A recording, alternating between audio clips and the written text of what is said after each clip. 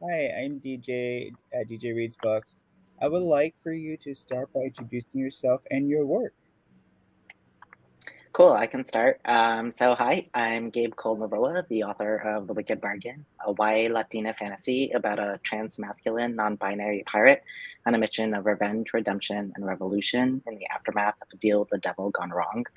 Next year, I actually have two books releasing. The first is Most Ardently, a queer Pride and Prejudice retelling in which the second eldest Bennett is a trans boy and Darcy is gay, and The Diablo's Curse, which is about an ex-demon who gets shipwrecked on a murderous island with the extremely cursed boy who hates them. Amazing. And hi, everyone. I'm Elisa Bonnin. I'm the author of two books. My debut novel came out last year. It's Dauntless, which is a sapphic Filipino-inspired fantasy about two girls who basically have to stop their civilizations from going to war so that they can be together. Dauntless just released in paperback a few days ago, so feel free to grab that. And my second book is Stolen City, which is about twin thieves stealing their city back from colonizers. My next book comes out in 2025, which it's called Lovely, Dark, and Deep, and it's basically about a Filipino-American girl who goes to magic school, but finds herself in a lot of trouble when she's caught up in what people think is the murder of her best friend. Amazing. Thank you both for sharing your work. I am a fan, and I own everything except for Stolen City, but I will acquire that. Okay. Thank you. You're welcome. So, how has being queer affected your work? I guess I'll start with then. So I think the main way being queer has affected my work is the most obvious way, which is that I write primarily about queer characters, and I plan to continue doing so for the foreseeable future. I really love bringing queer characters into worlds across genres and time and making them the heroes because I find it really gratifying to reinforce the message that there isn't any world in which queer people don't belong. I also found that looking back, a lot of my, to be clear, unpublished work that I wrote before I knew I was queer, in hindsight, was like super obviously written by a queer person. I even worked through a lot of the confusing gender feelings I was experiencing right before I knew I was trans in a book. And I do think that writing that book, even though it's been trunked, really helped me sort through those feelings. So, yeah. I think Dauntless is the book I was writing when I was really coming to terms, like internally with. I mean, I'd known for a while that I liked both guys and girls, and I kind of was shoving those feelings away and not really dealing with them. And Dauntless was the book that I was writing as I was unpacking all those feelings for myself and feeling better about who I am and accepting my identity. And so a lot of those themes ended up in the book. I decided when I was writing Dauntless that I was going to write a world where characters like Sari didn't have to go through the same crap I was going through at the time. So in the world of Dauntless, Sari's sexuality is completely normal and nobody says anything to her about it. And instead, the issues that she has are faced with other parts of her identity, which are that she feels like she's caught between her people and Sana's society. So I just had such a good time writing that. I think writing Dauntless was pretty healing for me in that regard. Yeah. Hey, Natalia, can you introduce yourself, your work, and then the question I just asked Gabe and Elisa was, how has being queer affected your work? Hi, can you guys hear me okay? Yes. Perfect. So sorry about that. I couldn't find a way in. I'm Natalia Hernandez. I wrote The Name Bearer, which was published in October of last year. And my next book, the sequel, The Follower Flowers, comes out on this Tuesday. So very excited. Thank you. I didn't think I could write one book, let alone two. So very exciting. And then you asked what... how has being queer how has being queer affected your work? Yeah, I think that it never occurred to me to not have queerness be in my writing just because it's so part of my day-to-day. And I even had people after reading the novel say, this is unrealistic that there would be this many gay people in a book. That's not in the real world. And I was like, I don't know what real world you're living in, but most of the people I hang out with are queer, are on, we're all part of the alphabet mafia. So it was just very natural for me to incorporate that into my writing, because that is the reality that I live. And why wouldn't I portray that even in a fantastical setting, especially in a fantastical setting where I can do that without prejudice and homophobia and, make it a little bit more natural. Yes. And it's done beautifully, by the way. Oh. Okay. How has your identity affected how you see the world? Yeah, so being queer and trans in particular has definitely taught me to question things that I had been taught about the world as a kid. I had been fed a very narrow, conservative model of the world that didn't have a place for me in it. So realizing that I was queer shook the foundations of that worldview and made me realize that I knew much less about the way the world works than I once thought, which I definitely consider a good thing and a lifelong lesson. Yay. I'm still trying to figure out the answer to this question. So I'm bi. I'm also half Filipino and half Spanish, which is, if you know the history of the Philippines, means that I'm constantly second guessing myself about lots of things about my culture and my identity and what comes from where and how I fit into everything. So I think if I didn't have these identities, I feel like I would go through life asking much fewer questions than I do now. And I'm really grateful of the fact that I do actually, I'm learning, I stop and I think and I ask these questions about who I am and what my place in life is. And I don't know if I had a different set of identities, I don't know if I'd be that person. So, yeah. I feel like my answer is actually probably a little bit different. So I grew up as what's known as a third culture kid. So though I was born in the United States, I never lived here. I lived in Turkey, Romania, Poland, Peru, Guatemala, and I went to American-based international schools. So there was everybody from different, races, religions, creeds, nationalities, all sorts of things. And so for me, there was never really one way to be. There was not a normal, there wasn't a acceptable, there wasn't a preferential way to be. Everybody was varied and different and had different customs and cultures and appearances and all of those sorts of things. And so for me, it was a really rude awakening coming into the real world outside of like that beautiful bubble that we grew up in, and realizing, oh, it's not widely accepted everywhere. I always thought things like racism and homophobia and all of those things were things that had happened, like things that we had experienced as a society and as a people, but that we got over it. Like that was in the past.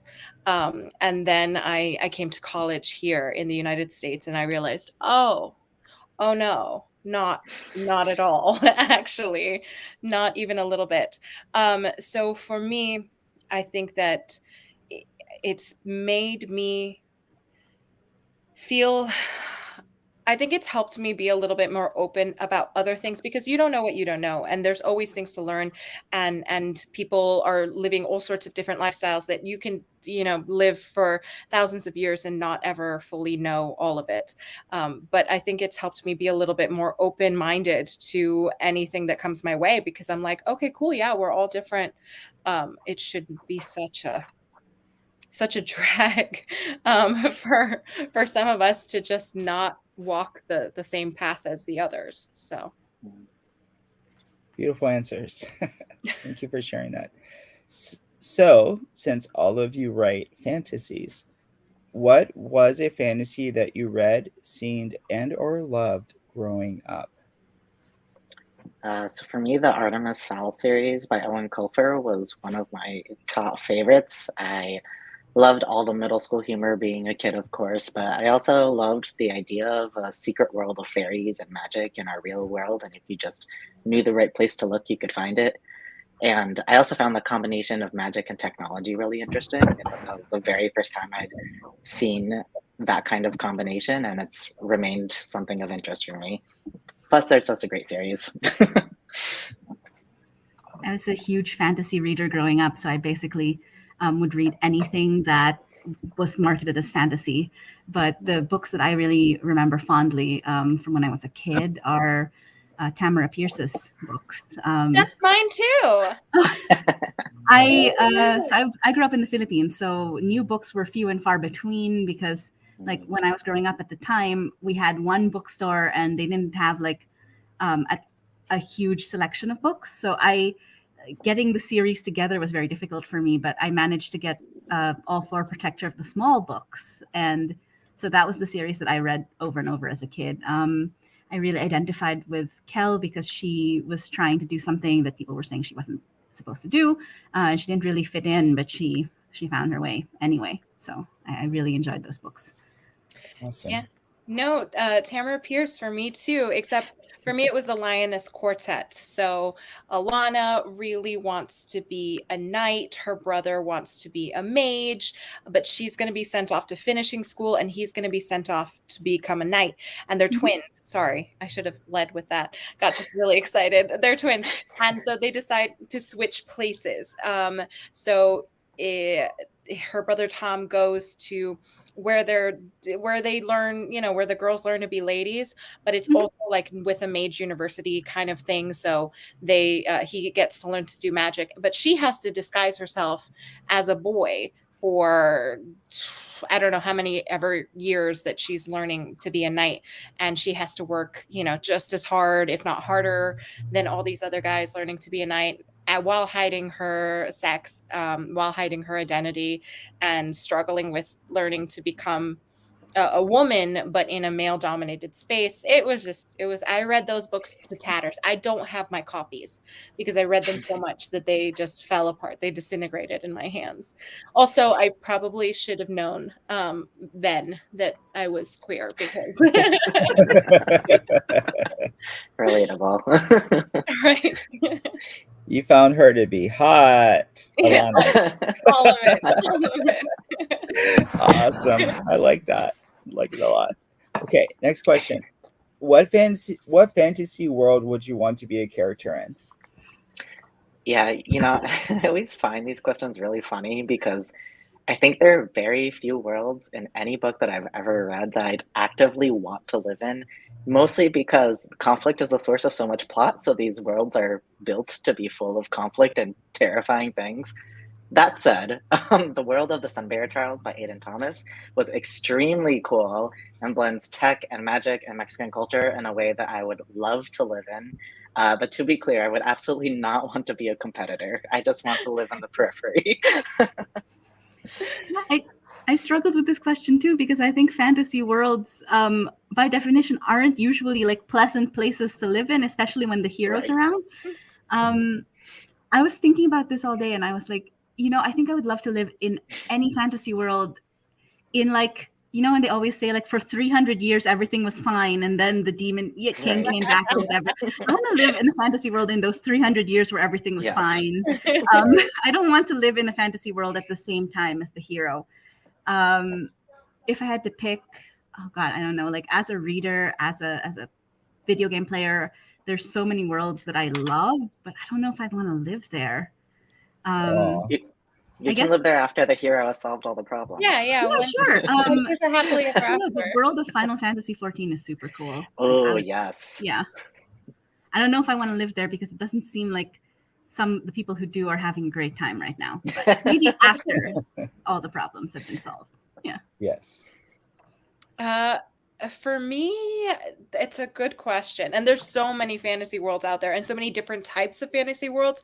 And I feel like if I could have some sort of like portal magic maybe and jump into one world for a little while and then jump into the next one, have a little like classic dragon fantasy, and then when the dragons get a little too close, like jump out and be like, okay, we're gonna go to a little bit more like a sci-fi fantasy.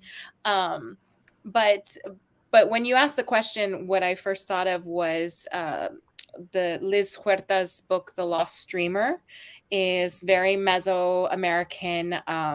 When I read it, I felt very connected to my roots, like to my heritage. And the way that people, I would only, to be clear, I would only want to live there if I had the ability to walk in dreams like some of the characters do, because the dream world is so real. It's just as real as the waking world there, and to learn to control that and be in that. I already have very vivid dreams, so to be able to have a little bit more control over that would, I think, be very cool. Also, she paints such a glorious world. Also, I just remembered my answer. The Pokemon world. Oh, yes. Fairly safe fantasy world, and I've always wanted Pokemon. So. You know, and going back to it, I know it's super dangerous, but I love the show Firefly. And I feel like if I could just be a space cowboy for a little bit, especially if Gina Torres is still there, because goddess. Definitely. Thanks for sharing all of those. If you could write a queer retelling of any fantasy, what would it be? Sorry, I was distracted by your adorable cat. Yes. No, don't apologize. Anyway, I will answer the question though. So I really wanted to write a queer version of Pirates of the Caribbean. So I basically did with the Wicked Bargain. That was, but that said, I think it'd be really fun to play with the magic school trope and write a queer magic school book. So I hadn't really thought too deeply about that until this question, and I was like, "That's a great idea. I love this idea." So thank you. Awesome. Queer magic school book coming in 2025. Right. Yeah. When I was a kid, my favorite Disney movie was The Little Mermaid because I was a future oceanographer and I didn't know it yet. And I just really love the idea of there being like an underwater city. So I keep saying to people that someday I'm going to write my high seas adventure book. And when I do, it's probably going to be sapphic. So like a sapphic Little Mermaid would be really fun. Yeah. Sounds awesome. Nice. Would it be like and Black Panther 2 and how they had the underwater kingdom? Maybe I haven't fully like sat down and planned it. I keep trying, and then it ends up always being a pirate book. So maybe what my mind is telling me is I should really be writing a pirate book. Awesome. Both. Yeah. ¿Por qué no los dos? All of them. All of them. Yes. You know what? This one was a hard one for me. I was just at BookNet Fest and I was talking about how I wouldn't want to write it, but I do really want a gay astronaut story. Like I want 2 astronauts who go up to space and it's like forced proximity and it's grumpy and I want them to fall in love. Yes. I don't want to write it. I want a man to write it, please. And so like a Brokeback Mountain in space, but better, like that kind of vibe. So please, anyone, write that one. But for me, I'm really interested in like Latin mythology. And so I've been tinkering with like classic myths from my culture and making them queer, obviously. So Yay. I'll be looking forward to all of those. Especially, as a reader, I would think one of the reasons why I like fantasy is that you get to escape into another world, and especially if they're rich worlds where lots of characters and characters that look like me, so I'll look forward to all of those. What are you reading right now? So I just this morning finished listening to Inkblood Sister Scribe by Emma Tersch, which is a dark contemporary fantasy with a queer protagonist that I really enjoyed. I'm also reading, on a completely other side of fiction, nonfiction bookshelves, Gentle Writing Advice by Chuck Wendig, which I've only just started, but I'm definitely enjoying so far. Awesome. I'm slowly and steadily chipping my way through Jonathan Strange and Mr. Norrell, which is about this big. So I think I've finally reached past the halfway point and I'm almost towards the end of the book. I'm also reading When Oceans Rise by Robin Alvarez, which is a Filipino-American Little Mermaid retelling. So, that's on brand. Yeah. Filipino Little Mermaid. Yep. So the main character in the book is a Filipino-American girl who lives in Texas, and she trades her voice to a sea witch to get out of an abusive relationship, and ends up finding that the trade didn't work out the way she intended, as happens when you make deals with strange women who live in the ocean. Yeah. Interesting. I hope it has a happily ever after or a happy ending. I haven't reached the ending yet, but I think it's going to a happy ending. I Awesome. hope so, because the original Little Mermaid Oh, I know. is like just the most traumatic thing ever. Yes. Yeah. Although, how like visually striking is it to be so upset that you dissolve into sea foam and crash against the beach for all eternity? It's very dramatic. But even the depictions of her walking, like when she got her legs, it was like walking on shards of broken glass all the time and everything. I'm like, this fairy tale is intense. Yeah.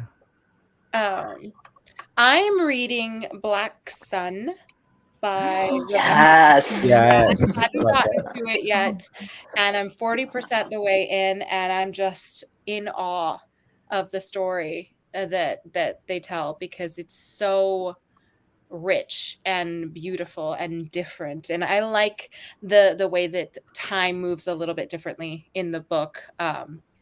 So I'm reading that, and I'm also reading Yellowface, because I hadn't gotten to that either. So Yes. also brilliant. Black Sun was one of my favorite reads last year. So good. And Favorite Star, the sequel, is just as good. Is it? Oh my gosh. I Yeah. already got it, because I was like, this is so spectacular. I need the second one. It's amazing. Yes, I love Black Sun and Yellowface. That is a great book, and I chuckle because obviously it's satire, but it's just hilarious. So Yeah.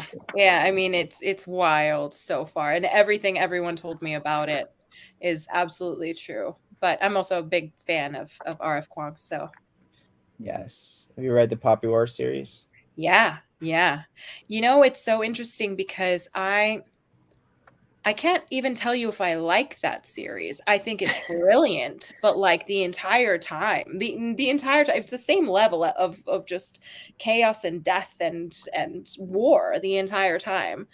There's no reprieve, really. So it was a lot. It was very intense and so beautifully written. Mm-hmm. But is it something that I would reread, again and again? Probably not. Am I glad that I read it? Absolutely. Have you read it, DJ? Yes, I just only read the first book. I as a reader, I'm like, because I know there are hardcovers, and since I have the first book as a hardcover, I want the rest as hardcover.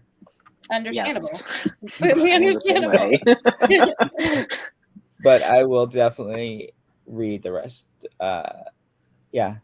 The next two. Yeah, I mean, I took breaks in between each of them too, so I think have to. Yeah, you have to. You have to. It's like, where's my romance? Where's my romance? I need something bright and sunny. Yeah, palette cleanser for sure. Yeah, exactly.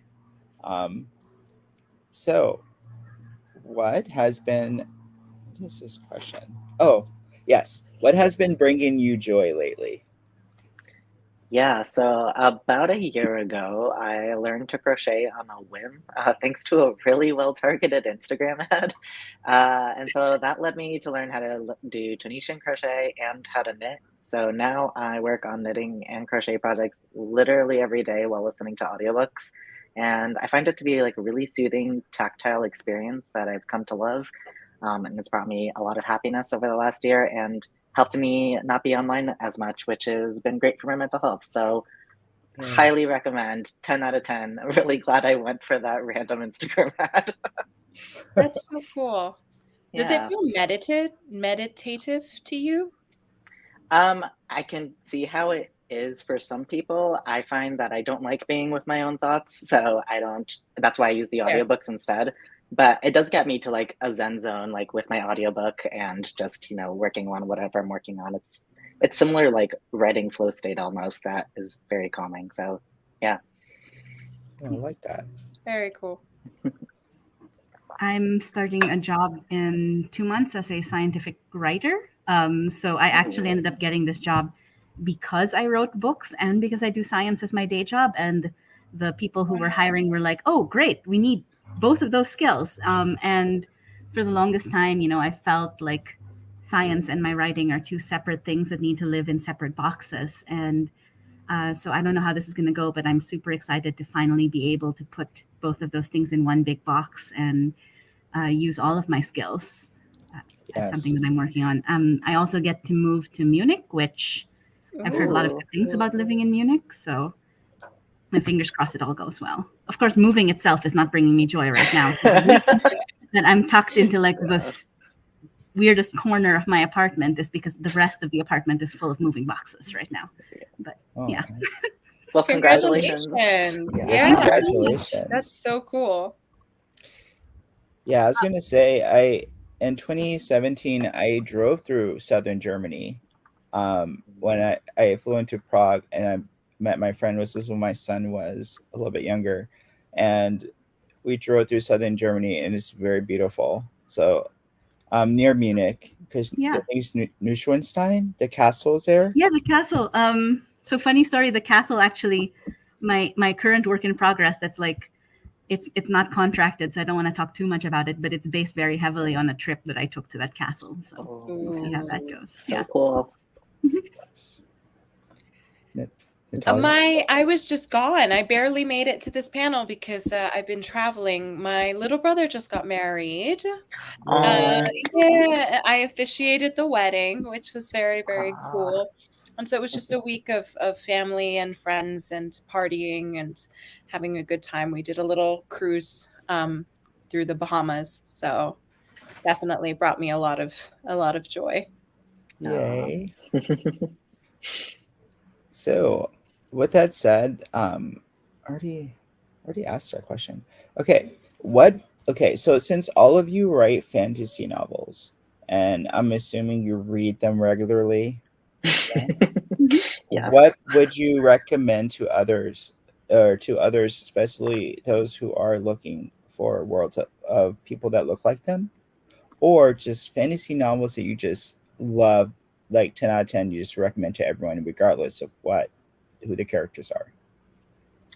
Yeah, so queer fantasy is probably like 75% of what I read. And some of my favorite that I've read this year include Painted Devils by Margaret Owen, My Dear Henry by Kaylin Bayron, Spellbound by F.T. Lukens, and of course, The Sunbearer Trials by Aidan Thomas. Speaking of Aidan Thomas, I would also have to include Cemetery Boys for anyone who hasn't read it. That is spectacular. I love it so much. And I have more, and of course, all of them flew out of my head. But I love fantasy. I personally love fantasy, non-Eurocentric fantasy, non-Arthurian fantasy is like my jam. I love that. So recently I've read The Iron Widow, which is like a sci-fi fantasy. So good. Plus it has... A throuple. Yes. Yes. And every time I talk about it, I'm like, that audio that's like, I want two boyfriends and I want the boyfriends to be boyfriends. And I'm like, yes, this is it. If you like that audio, this is for you. Yes. And it's not queer fantasy as far as I am aware. I've only read the first one, but The Daughter of the Moon Goddess I thought was really beautiful, really lyrical. And it showed me like a totally different fantasy world than what I usually read. So I like that a lot. I already mentioned Liz Huerta, The Lost Dreamer, which I think is so good as well. Give me a second and I'll just keep rambling them off. I've really been enjoying the Burning Kingdoms books by Tasha Suri. So The Jasmine Throne and The Oleander Sword, and I think the third book's coming out next year. Within that trifecta of books, of course, there's also like She Who Became the Sun by Shelley Parker Chan. But the second book is sitting on my shelf, staring at me, and I haven't had a chance to read it yet. I'm sure I'm gonna love it when I do. We've mentioned R.F. Kuang here, so I also wanted to point out that Babel was really good. Oh, good. Babel got me through my one and only coronavirus bout, and it has a special place in my heart because I work in academia and I'm also like half Filipino, half Spanish. So Robin is just like, I just love Yeah. her. And it's not, well, it has one queer character, but the Greenbone Saga by Fonda Lee kind of just rotted my brain all the way through, and I just love it. I mean, it's a secondary world fantasy, but the world that it's set in is basically modern technology, like slowly modernizing, and it shows the evolution of the city through like not through like decades, and it's also got really cool magic and two warring families fighting each other, and it's so much fun. Yeah. Yes. The Broken Earth trilogy. I always forget Yes. that one, even though it's probably my favorite fantasy series. I just absolutely, it's masterful. And Kay Jemison is the genius. Yeah, I read that series actually in 2020, 2021 through like a pandemic. This is when Bookstagram was like a huge like escape for everyone. And I just love that world. I'm an audiobook reader, so I mean, I obviously have lots of physical books, but the audiobook versions of those books were phenomenal. I also did the audiobook versions, and probably the best audiobooks I've ever listened to. And they add like music in the beginning and the end, so it's like feels like you're finishing a movie or like a season, a show. Since we're talking about audiobooks, I'll also mention The Honeys by Ryan LaSala. The audiobook for that is unbelievably good. They add a lot of like atmospheric audio to like really heighten the like most terrifying moments of that book. So like throughout the book as well. It's super good. Gabe, wasn't your audiobook narrated by Vico Ortiz? Yes, that did happen. The Wicked Bargain, the audiobook is narrated by Vico Ortiz. I like fell out of my chair when they told me they accepted. And it's fantastic. I love it. They did such an incredible job. 1,000%. Can't wait to get into that. Nice. Speaking of, this wasn't a question, but if you could get it for future books, if you could get a specific audiobook reader or actor, narrator for any of your books, who would that person be? Well, I already got my dream one, so I'll let you Okay. all answer. I actually already mentioned her, but Gina Torres. I don't know if she's ever done an audiobook before, but she should. And I feel like in my mind, when I was writing my characters, I have, ideas of what they all look like and everything. But when I was writing the goddess Dan Ray, it was 1,000% Gina Torres. It wasn't even like, it was just, for some reason, she was so clear in my mind when I was writing that character. And she has such a powerful voice. And my story has a lot of like warrior women. And I feel like they would do an amazing job. Yay. Yeah. I'm ashamed to admit I don't know that many audiobook readers. But I would love to get, since Lovely, Dark, and Deep also has a Filipino American protagonist, I would love to get a Filipino reader for that book. We were able to do that for Dauntless, and I am really grateful about that because I really, like, Amelin Abellera did a great job. So it's important. It's I think it's such an important thing. I'm working with Tantor Media right now for my audiobooks. And the one thing that I said was they have to be bilingual. I have a lot of Spanglish in my book, and not just Spanglish.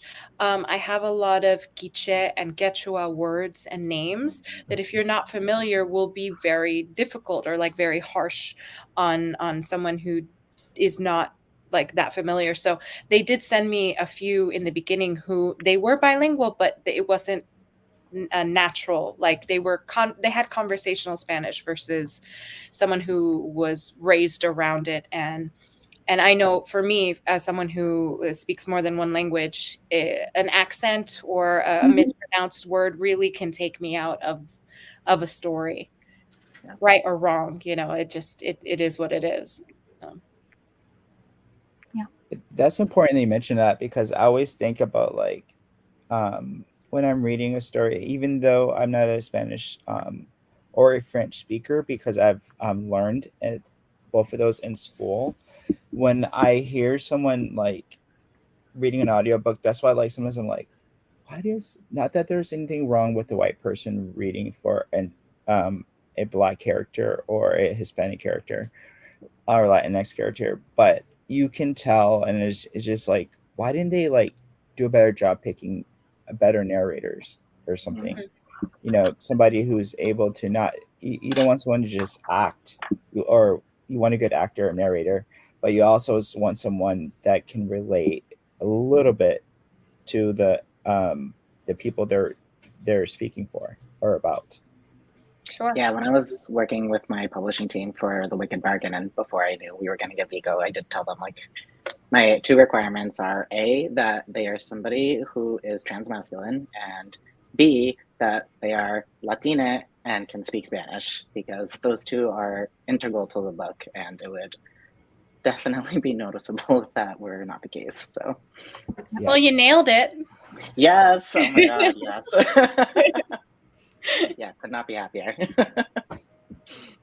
I mean, it is really important, especially for characters' names and Yes. the pronunciation of certain like words and foods and things that are going to be in my next book. I really want somebody who would say those things the way my protagonist would. So yeah, and if you're not familiar, you're just not familiar. It goes back to like, you don't know what you don't know.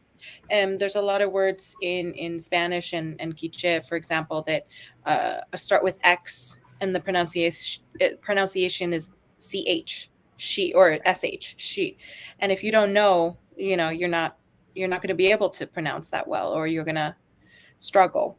I think it's also important. I don't know. I'm not very far into the process, but I hope that I get to maybe chat with them a little bit, or at least send them a pronunciation guide or something. See.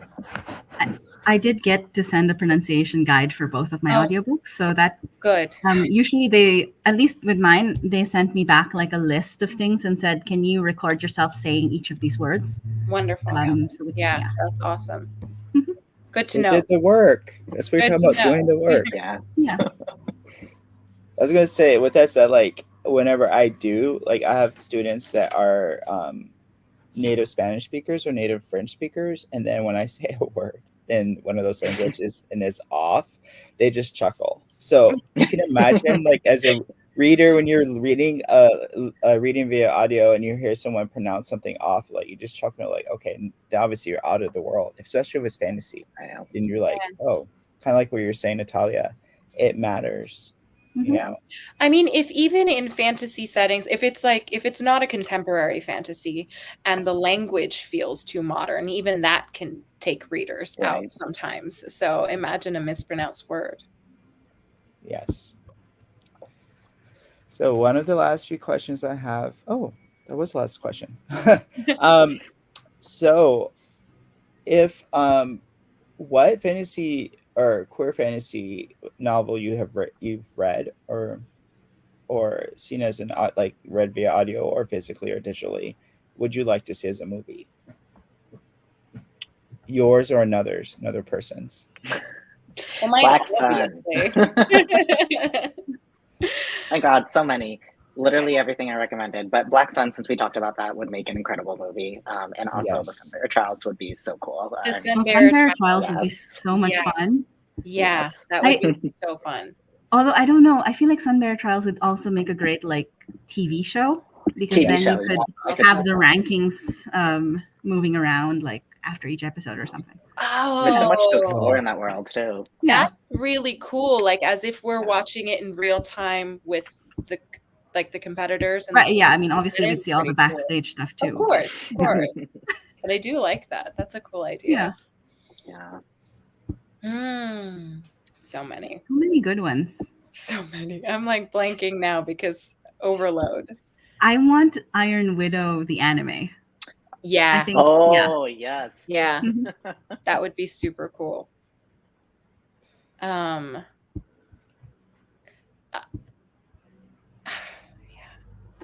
Yeah, I was gonna say, because Iron Widow, when you're thinking about that, yes, it'd be great as like a real live actors acting, but there's certain parts of the books like that won't translate well to the screen.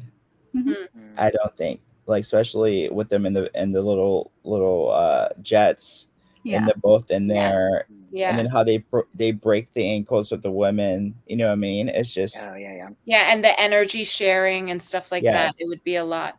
Witchlings by Claudia Ortega would be super, like as a cartoon or even as a live action, but a cartoon would be cool too, especially it's geared for a younger audience. That would be super cool. like a Disney Plus show or something. Yeah, something like that. Yeah. It would be really great to see that on screen.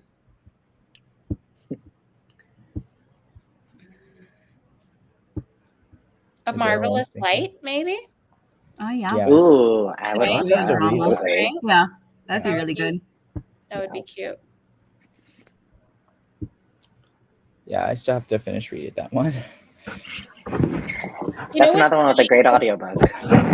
That my biggest complaint with that book, because everybody loved it, I really enjoyed it, but my biggest complaint was I was like, well, the women like are treated not like so great in that world. And then immediately the next one, I haven't read it yet, but it's about the women. So I'm like, okay, deliberate. I get it now. Yes. But yeah, that would be really cool. I'm sorry, this is not part of the question, but you mentioned, Gabe, you mentioned Dear Henry. Is that what it's called? I just My Dear Henry, yeah. My Dear Henry. Yeah, I'm really excited to read that one. I really loved it. It's such a good retelling. Honestly, yeah. Yes. And it touches on some serious, like, as African American, it touches on some things like, oh yeah, I see what you did there. I like how Caitlin hooked it up with those little microaggressions and stuff like that. I was so impressed how everything was woven together so well. It really was very good. Yeah, I'm very excited for that one. I got it in my rainbow crate box. Ooh. Me too. Yeah, you too. Yes. Oh, that's awesome. Speaking of book boxes, like, I would say, like, having a rainbow crate box, having that box is just incredible. Like, I love how they feature all aspects of the alphabet mafia. Yeah. In their selections. I'm obsessed with them. I think it's so phenomenal. I have gotten to know so many authors, queer authors and queer stories because of that book box. And it's not to say that you can't find it yourself. Like, when we talk about diversify your bookshelf, you really have to do the work to be able to find those kind of stories, the kind of stories that you want to see and that you want to see yourself in and all of that stuff. But Rainbow Crate really makes it so accessible. And I will forever love them because they featured the Name Bearer in one of their boxes. And I'm an indie author. So like the fact that they work with indie and trad published authors, I think it's just very, very cool. So that they're probably my favorite book box right now. Same. I have way too many though. I have. Me too. Yeah. Very little. Get it all the time. Lemon Crate. Then you have Goldsboro. Binding. So many. There's too many. Do you get some? You're in Germany, right, Elisa? I get Illumicrate, and I could probably get more, but I'm out of space in this apartment and out of time to read them all. Like I mentioned, I'm moving now. I gave away 2 boxes of books, and I still had to pack 5. So it's getting pretty intense. But yeah, I do manage to get the Illumicrate boxes because they come from the UK. Yes. Yeah. Speaking of the being in you live in Europe, are there a lot of like fantasy writers that have not made it from over there to here? So the thing is, I wouldn't really know because they would publish in German. I'm sure there's a lot of like books that do come out in German that I just don't have access to because my German isn't quite good enough yet to read them. So I know that for sure the UK market and the US market can be pretty different. Like there are books that make a big splash in the UK that don't really sell well in the US and vice versa. I'm sure there must be because there are definitely like every time I travel, I look in a bookstore and I see books the local language version, whatever that is on the shelf that I don't recognize. But unfortunately, I'm still learning German, so I haven't quite gotten to where I can pick them up off the shelves and read them. Yeah. Okay. Sorry, that was just a question I had because I'm like, because I remember when I traveled to Central America back in 2019, my one thing was checking out the bookstores, which sometimes is hard to find. But I was able to find one in Costa Rica. And I was like, okay, let me check. It looks like a Barnes and Nobles, the Costa Rican Barnes and Nobles version. So I'm like, oh, which is nothing wrong with Barnes and Nobles, but I always feel like, oh, I feel like they don't have as many selections as you can find at an indie bookstore. Right. Yeah, it's very different in Latin America. First of all, there's not as many bookstores. Right.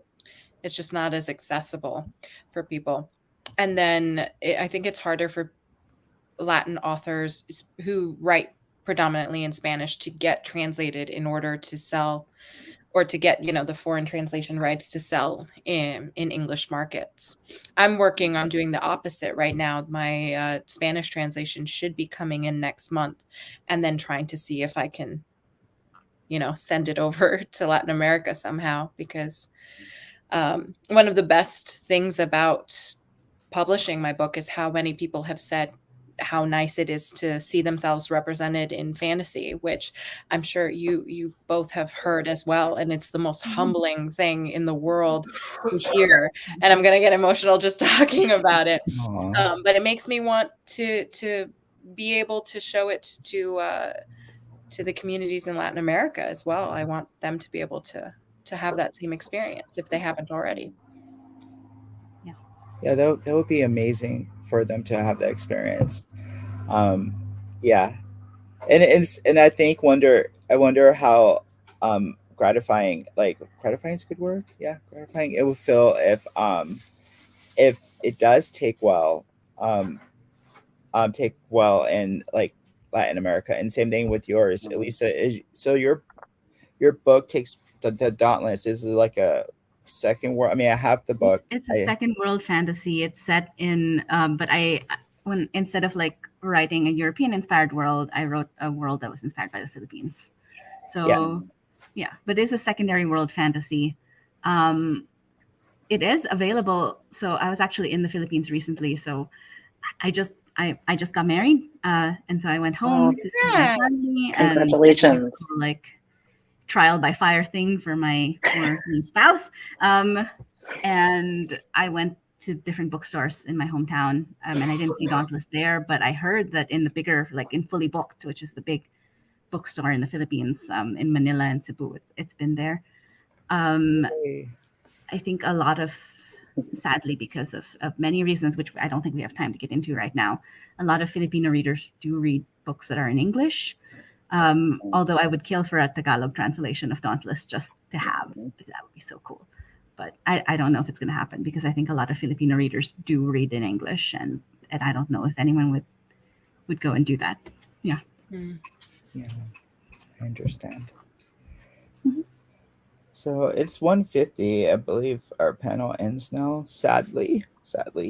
But it was wonderful talking with all three of you. And I have a list of books I want to read now based on the ones you're reading. Same. Yeah, it was so nice chatting with you all. Sorry for coming late. This was so great. Thank you. It was so nice. Thanks, everyone. And thank you, DJ, for moderating. Yeah, thank you so much. Thank you. DJ. You're welcome.